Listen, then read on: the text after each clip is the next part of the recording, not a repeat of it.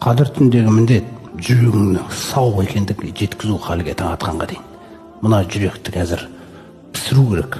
Таң атқанға дейін жүрек пісу керек. Мына жүректі әбден сөгетін жерін сөгіп, тазалайтын жерін тазалап, түзетін жерін түзеу керек. Біздің Қадір түнінің атаған берген нәрсесі осы негізгі. Мына батыстың мәдениетіне еліктеп біз ойлаймыз мысалы. Бұл Қадір түн деген бір загадай желание дегендей, дүниедегі бір қол жетістіктер деген нәрселер жоқ.